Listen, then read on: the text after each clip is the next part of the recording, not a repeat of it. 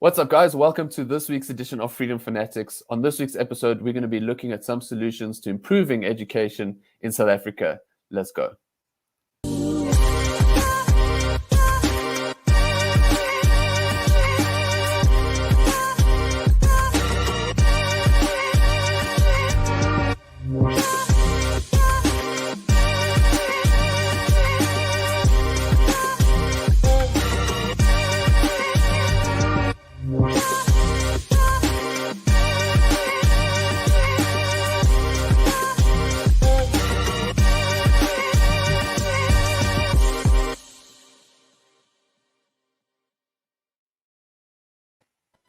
How's it, guys? Welcome to Freedom Fanatics. My name is Alex, standing in for Sholin this week.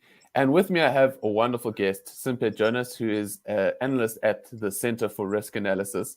And she is joining us today to discuss how we can solve some of South Africa's education problems. So in order to kickstart that conversation, let's have a look at our explainer video this week, which is titled, "This is How We Fix South Africa's Education System." South Africa's basic education budget is around 270 billion rand every year. Taxes are collected by the state, and then the government's policies kick in and the spending starts.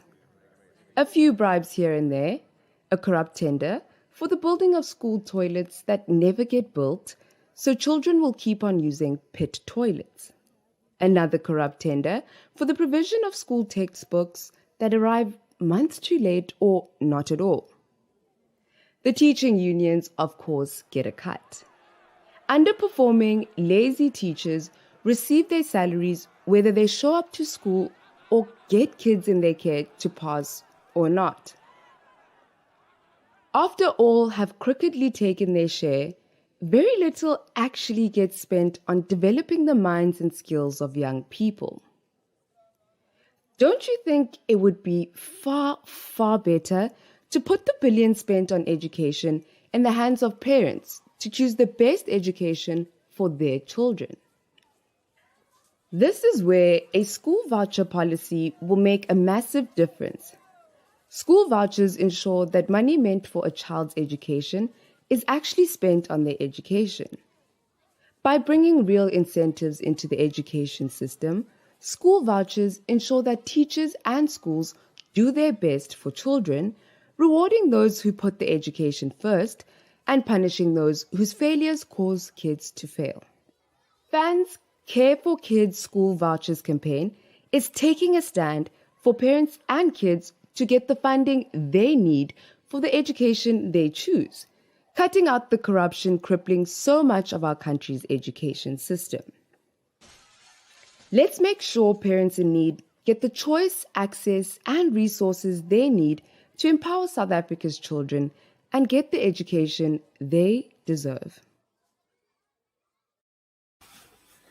Righty. Okay, so Simpe, in the explainer video, we focus a lot on the corruption element and how much is lost from the education budget to corruption. Maybe, do you want to give us an idea more of how the spending is drawn up and, how much exactly, of this 270 billion rand, at least for this year, as an example, how is that money split up? Where does it go? Okay, so, that 270 billion rand, that's 70% of the GDP budget that goes to the basic education sector. So that's an important part to remember. And then when you actually look at how it's spent, that's where you start to see the cracks in the system. So, nearly 80% of that goes to paying teachers' school fees. And, those are the teachers who are underperforming. Those same very teachers we mentioned in the video who are underperforming are getting paid whether or not they provide the results. And then 4% goes to actually improving school facilities, giving the kids the right infrastructure to learn and perform while at school. For sure.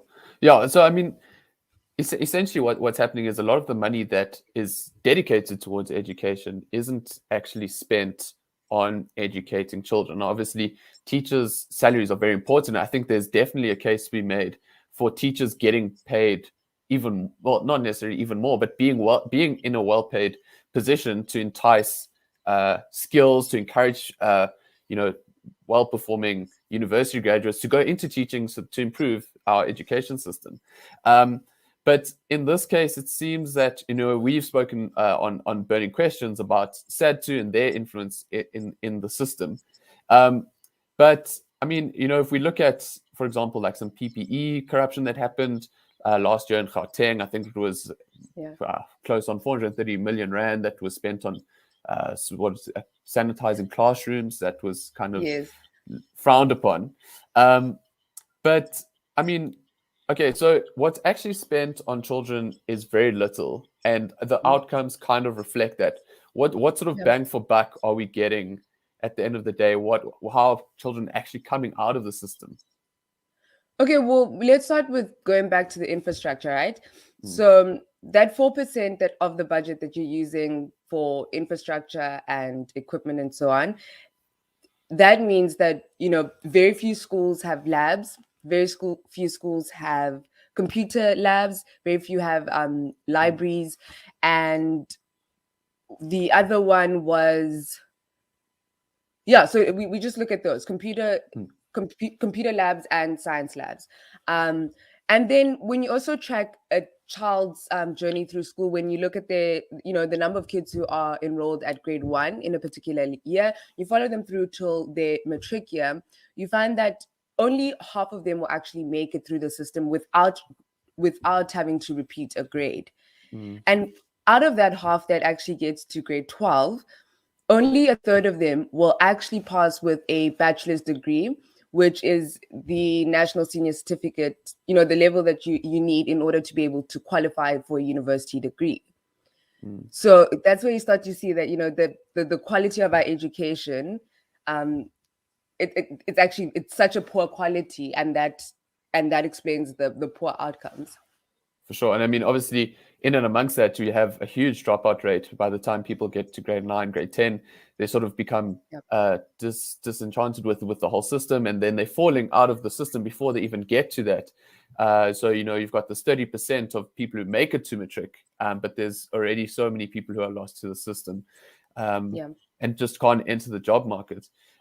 So we've got a very unfortunate situation where, we've got these sort of poor outcomes producing a very small sort of cohort of learners who can then go out into the world and make something of their lives, improve their families' sort of socioeconomic status.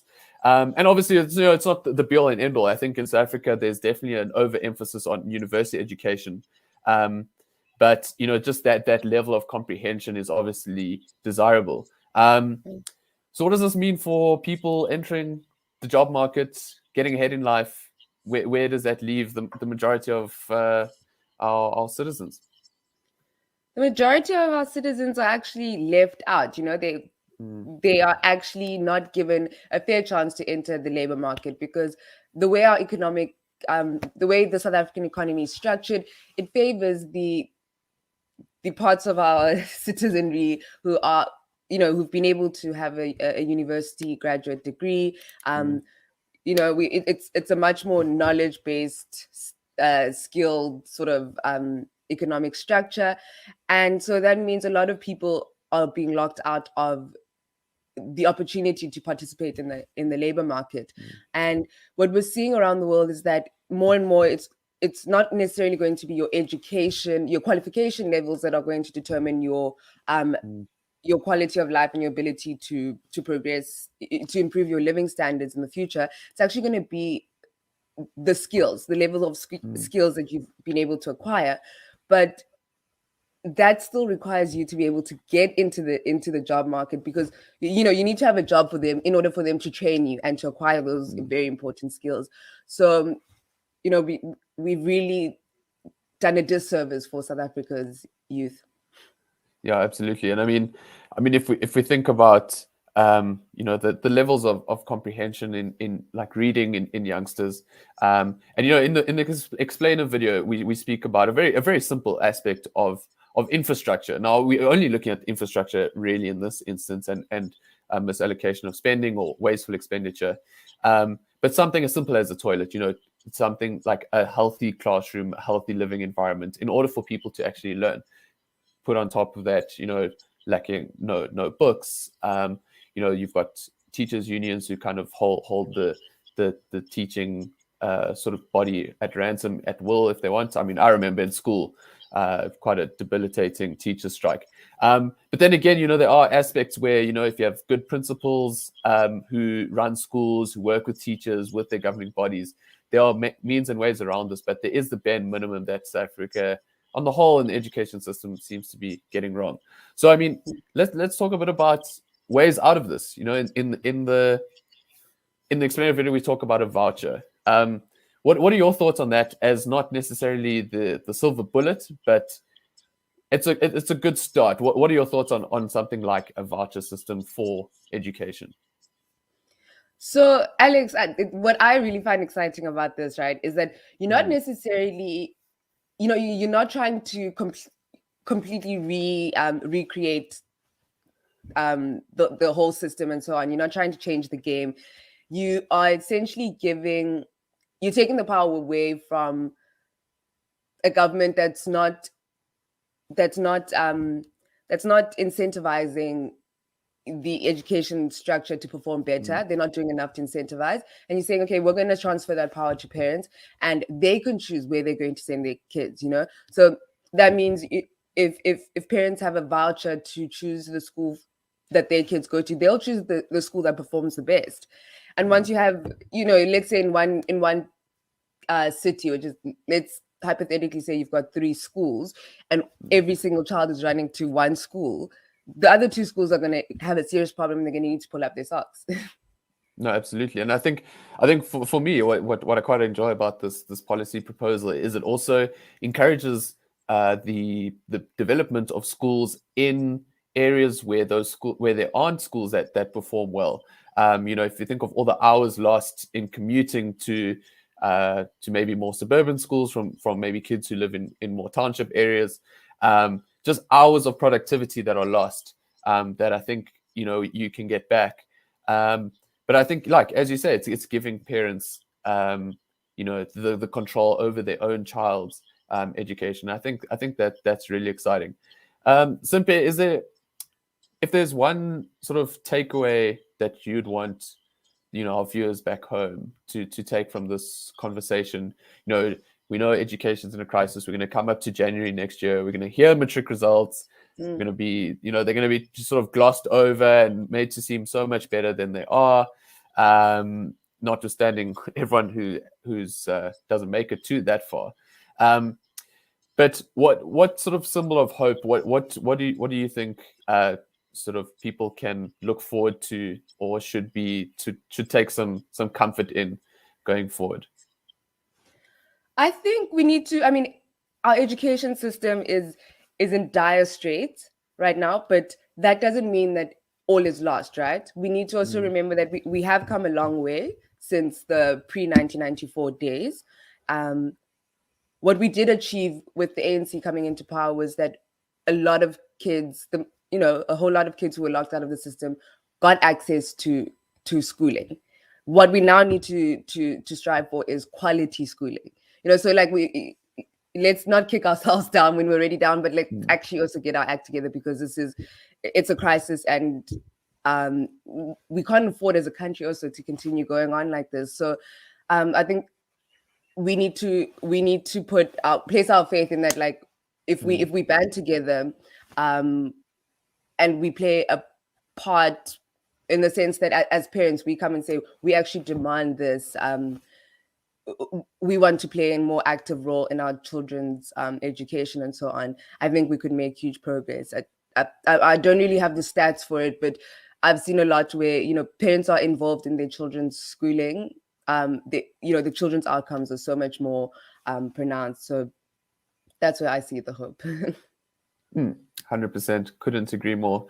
Simpe, I think that is all we have time for today. Thank you so much for being on the show and obviously lending us your wonderful voice for our explainer video this week. Sure. Simpe, where can people find your work? Where can they get in touch with you? All that good stuff. So I am at the Center for Risk Analysis, as Alex said earlier. I help with the weekly risk alert, and I'm also I feature on the YouTube channel quite a lot. So do go ahead and search our videos, and if you like them, subscribe and comment in the comment section. We love to engage with our clients. We usually get a lot of interesting topics going, and then also if you're just looking for data to back up your arguments and to start forming your own solid views of South Africa, look at our website, the CRA's website, which Alex will put in the description below. 100%. And guys, as we always say here at FAN, your freedom is worth fighting for. Thank you so much for joining us.